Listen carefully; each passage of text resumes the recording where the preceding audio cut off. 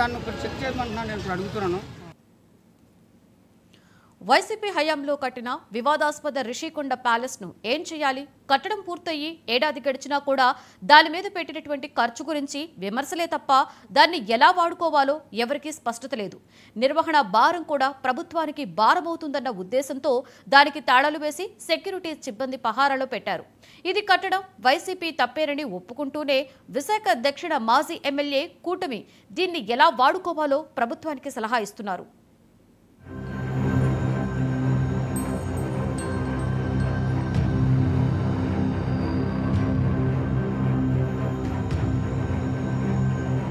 YCP హయాంలో రిషికొండ మీద 4.5 ఎకరాల్లో విశాలవంతమైన 5 బ్లాకులు కట్టారు.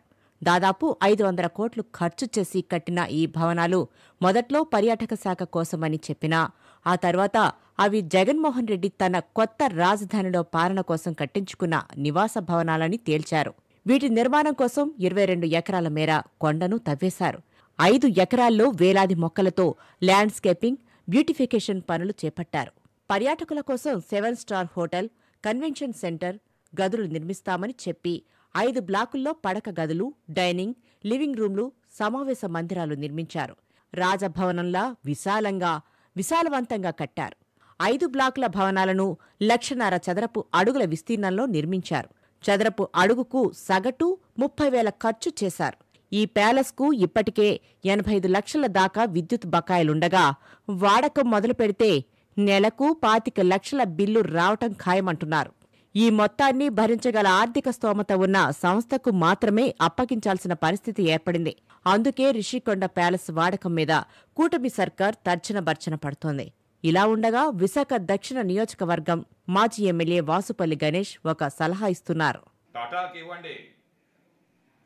గ్రూప్స్కి ఇవ్వండి, రతన్ టాటా గ్రూప్స్కి ఏదైతే ఈ ప్యాలెస్ ఉందో, ఈ ప్యాలెస్ ఉందో చక్కగా ఈరోజు చూడండి, హైదరాబాద్లో ఫలక్నామా ప్యాలెస్ తాజ్ గ్రూప్ది, రాంబాగ్ ప్యాలెస్ జైపూర్లోని, ఇలాగ ఎన్నో రాజులు నిర్మాణం చేసినవి ప్యాలెస్ల కింద ఈరోజు తాజ్ గ్రూప్ నడుపుతామన్నమాట దేశం మొత్తం మీద. అలా మీరు ఇవ్వండి, ప్రభుత్వానికి బోలెంత ఇన్కమ్ వస్తుందన్నమాట. ఏదైతే వివిఐపి ఈవెంట్స్ మీరు జరుపుతారో ఆ ఈవెంట్స్ అన్నీ కూడా మీరు ఆ ప్యాలెస్లో నిర్మాణం చేయండి, కండక్ట్ చేయండి. Have a thinking. ఈరోజు దాన్ని ఎలా యూటిలైజ్ చేయాలని చెప్పి చేసుకోండి. మీరు ప్రైవేట్ వ్యక్తుల్లో పెట్టకంట, ఎస్పెషల్లీ ప్రైవేట్ వ్యక్తి అయినా సరే Taj group is having very good will అన్నమాట.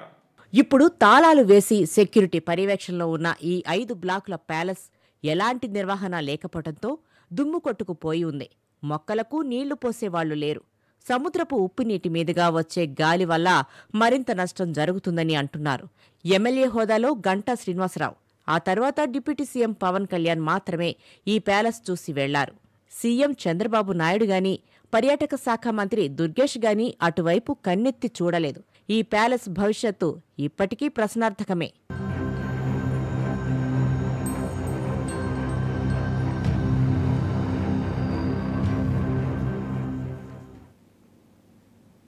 వనపర్తి జిల్లా గోపాలపేటలో మాజీ మంత్రి